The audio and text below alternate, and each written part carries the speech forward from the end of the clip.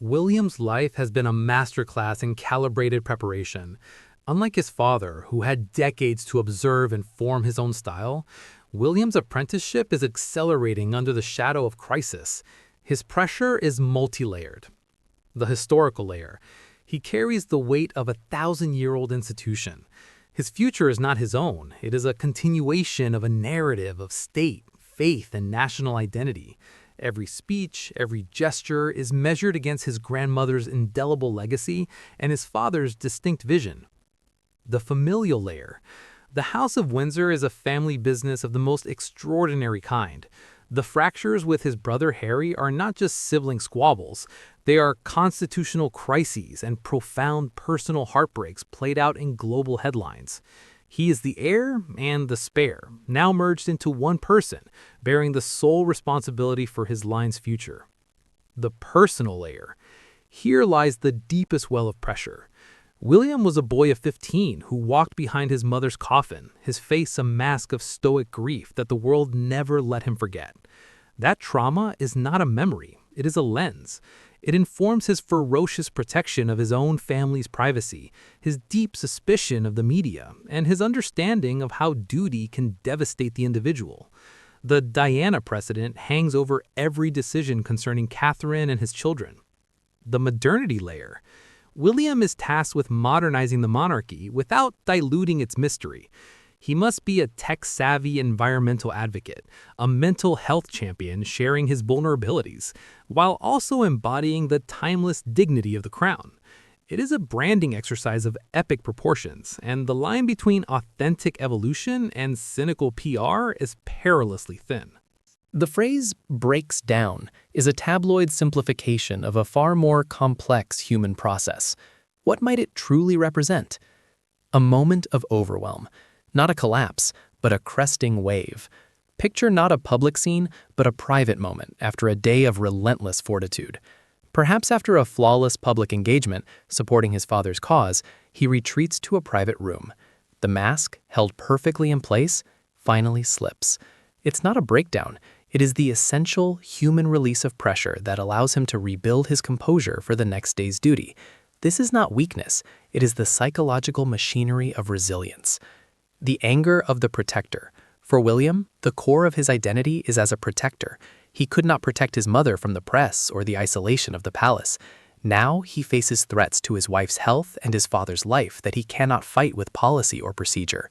This impotence against life's cruelest realities could manifest as a furious, private frustration, a rage against the fragility of those he loves and the relentless demands that pull him from their side when they may need him most. The weight of solitude. He is one of the most famous men on earth, yet his position is inherently lonely. His confidants are few. He cannot freely vent to friends, seek unguarded counsel, or share his fears without consequence. The breakdown may be the silent, crushing awareness of that solitude, the understanding that some burdens must be carried entirely alone, precisely because of who he is. The Princess of Wales, the pillar, and her own struggle. Any discussion of William's pressure is incomplete with Catherine. She is not a secondary figure in this story. She is his essential counterweight. Her grace and resilience have been the monarchy's greatest asset in recent years. Her cancer diagnosis fundamentally altered the equation. William now faces the terror of potentially losing his anchor. Catherine is his conduit to normalcy, the mother of his future, his most trusted advisor. Her illness forces him into a role reversal. The protector must be supported. The rock must find a new foundation.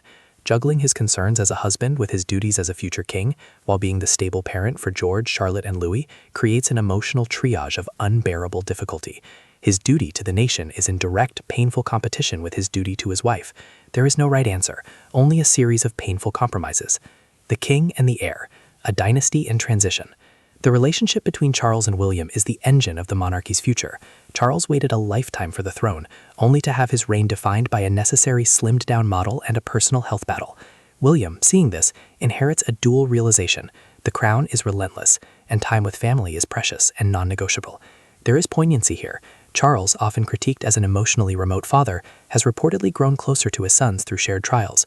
William may now see his father not just as the monarch, but as a man fighting with courage and dignity. This could foster a deeper, more empathetic partnership, but also a sobering one. William's future is being reshaped in real time by his father's illness, forcing him to mentally ascend the throne sooner than anyone wished. The double-edged sword. The media that proclaims his breakdown is the same media he must court to sustain the monarchy's relevance. William embodies this paradox. He has launched national media campaigns for earthshot and mental health awareness, yet he sued over the illegal hacking of his phone and fights tirelessly to keep his children out of the spotlight. He understands the contract: visibility for relevance, privacy for sanity. But the digital age has obliterated the boundaries. The 24/7 news cycle, the hungry speculations of social media, the legions of royal experts parsing his every expression, this is the water in which he swims. A single unverified tweet can become a heartbreaking update, and a tired look can be framed as a breakdown. He is living a life where his reality is constantly negotiated against a publicly narrated fiction. The steadfastness in the storm. So, did Prince William break down? If by that we mean a human being, bearing almost inconceivable pressures, experiencing a moment of profound emotional release, then it is not only possible but likely. He would be superhuman not to be. But to label it a breakdown is to misunderstand the nature of his life and the substance of his character. What we are witnessing is not a crack in the facade, but the profound humanity behind it. William's training, his trauma, and his love for his family have forged a resilience that is quiet, deep, and steadfast.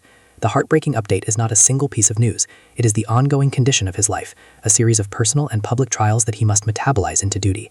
The monarchy's future depends on his ability to do just that: to feel deeply, to grieve privately, to protect fiercely, and to serve consistently. The man walking this impossible tightrope is not the two-dimensional figure of a tearful headline. He is a son, a husband, a father, and a future king, navigating the most painful of human experiences under the world's brightest, most unforgiving light. His strength is not the absence of emotion, but the dignity with which he carries it. And in that dignified carriage, under the weight of the ancient crown and his own modern heart, lies the very definition of royalty for our times. The headline seeks a moment of weakness. The truth reveals a lifetime of strength. So sad. Prince William breaks down after today's heartbreaking royal update. In an instant, it triggers a cascade of reactions. A click of concern, a murmur of gossip, a sigh of sympathy. The modern digital age reduces centuries of constitutional tradition and complex human experience to a single, emotionally charged sentence, adorned with an algorithm-friendly emoji. But what exists in the vast space between that headline and the hard marble of reality? This is not a story about a single breakdown, a moment of captured weakness. It is a story about the relentless, accumulated pressure of an impossible role, about the collision of ancient institution and modern sensibility, about a man shaped by profound personal loss, now navigating his family through its most turbulent period in decades, all while preparing to inherit the most famous, scrutinized job in the world. To understand what might lead to a moment of overwhelming emotion, if it even happened as described, we must journey far beyond the clickbait, into the heart of the monarchy's most pivotal transition in 70 years. First, we must interrogate the heartbreaking royal update. In the ecosystem of royal reporting, such updates typically fall into three categories. The most likely candidate, given the King and the Princess of Wales's recent cancer diagnoses. An update on either, a positive scan or a challenging new phase of treatment, carries immense emotional weight. For William, it is a dual burden: the fear for a beloved father and a cherished wife, the bedrock of his family. He is, in these moments, not a prince, but a son and a husband, roles that must be emotionally compartmentalized but never abandoned. An institutional demand, a report from the palace outlining a scaled-back future for the monarchy, confirming that William's burden of duty will grow heavier as the king focuses on treatment. Or, perhaps, a definitive update on the status of the Duke of Sussex and his family, closing a door William may have hoped, privately, to one day see reopened. It is a reminder that his personal desires are secondary to the institution's stability. The update could itself be a metastasizing news story, a fresh, invasive leak about a family member's private struggle, a distorted narrative about his children, or a resurfacing of traumatic past-press intrusion. The update, then, is not from the palace, but about the palace, forcing him to relive the very media dynamics that contributed to his mother's tragedy and now threaten his wife's peace. Each of these updates is not a discrete piece of news. It is a stone dropped into the deep, still waters of William's lifelong conditioning. The ripples touch every part of his existence.